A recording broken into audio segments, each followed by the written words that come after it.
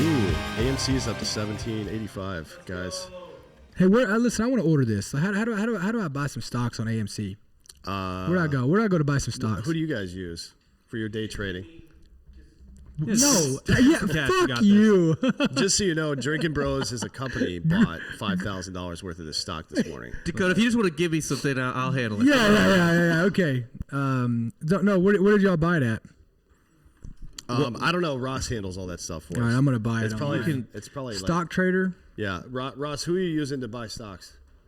Merrill Edge, and they take automatic fees on the purchase and the sale, so it's all taken care of for you. Oh shit! It just went up again. Oh my god! It's up to 1840 now. It's climbing like rapidly. I'm putting $5,000 on it right now. I'm telling you.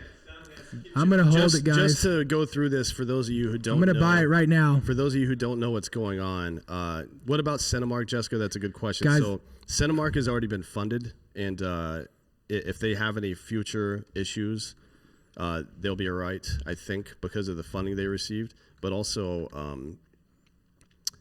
that actually helps AMC because the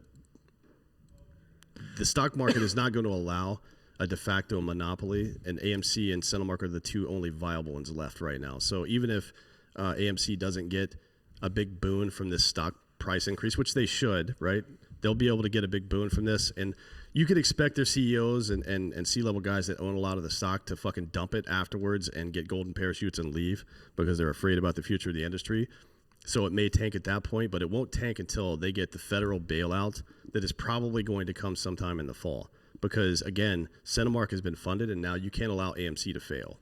Because if you do, there will be a monopoly, and we can't do that. So that's why AMC stock is going crazy right now, because everybody knows it's going to be a big one. If you can put some money in right now and wait a few days, you can make a little bit of money. If you can put it in and wait several months, 4 or 5 months, you can make a lot of money.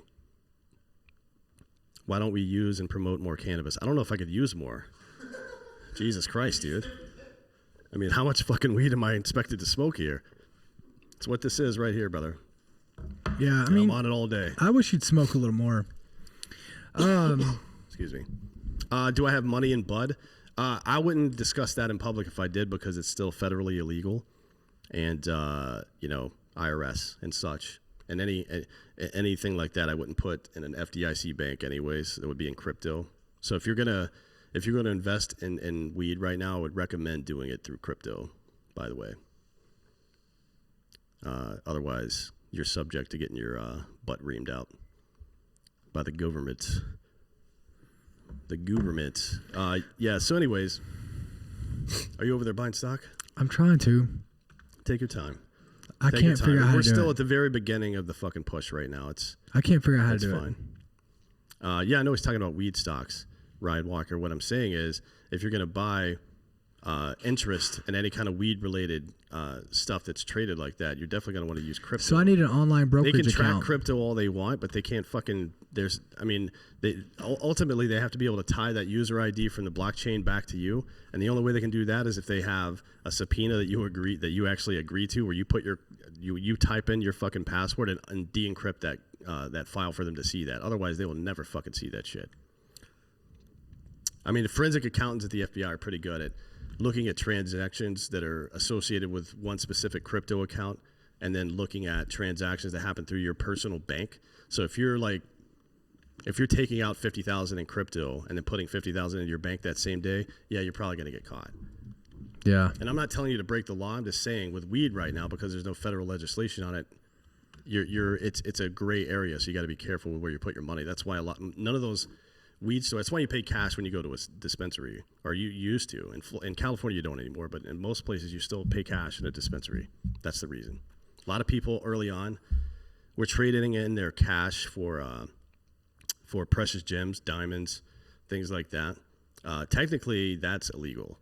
Using crypto, not illegal. I mean, you still need to pay a capital gains tax if you make over a certain amount in the market, but you don't have to. If you're just dabbling, chances are you'll be fine. Jimbo, it's a short position for now, yeah, but over time it's not a short position, because the federal government will have no option other than to bail that out. Hollywood and the lobbying firms that work for Hollywood are not going to allow Cinemark to go down. They're not going to allow AMC to go down. They need two. Can't just have one. They need two. So both of those companies are going to do well long term. We'll see how well they do, right? But here's what we know. As soon as people are allowed to go back into theaters and movies, production companies are putting actual big budget movies back in theaters, as soon as asses are in seats again, that first couple of weeks, stocks are going to go fucking crazy. So you can short it now and take your money out. It's just going to cost you more to buy back in later. That's my opinion. Dakota, you figuring that out over there? He's Download Cash App. Is that what y'all He's use? having Is trouble. Cash App? Cash App's the easiest one because Robinhood's been real fucky today. Yeah, Robinhood has been a little bitch lately. So which one do I But need? it's traffic, right? Their servers are getting bogged down. I don't know which one. Robinhood is traffic. TD Ameritrade is shutting it out to help out the hedge fund. The hedge fund, yeah. So which is one- basically stock manipulation. By Yeah, the way. literally, I mean, it's, So I it's don't totally need, illegal. I don't need Merrill Edge. What do I need to be able to trade? That's it. Yeah, Ethereum is another big one. If you guys are looking, Gianna's right. I mean, it's a slow climb. It's definitely Cash App? Dairy Dan Cash App. Dairy Dan loves Ethereum. I think he's got money in that. But Ethereum blockchain is what a lot of people are using to build their proprietary web browsing software on and encrypted web browsing and shit like that. So that'll be a fun one. That'll be a fun one to fuck around with too. And it's definitely not as volatile as Bitcoin. I mean, Bitcoin's up there right now. What's Bitcoin at right now? Around 30. It's at 30? No, I can't be at 30. It's got to be 32, right? Because there was an auto buy set at Bitcoin 31. just dropped, didn't it? It did, yeah. I mean, it spiked for a couple weeks. It went up to 40 and then came back down. Yeah, Bitcoin's Ethereum will go to 30.3 right 10K this year. It may go higher. If anybody announces any majors, that's what you got to look for, right? If you can get word on the street that any of that new tech is coming out of Ethereum, whenever they fucking oh damn, it's down to 28.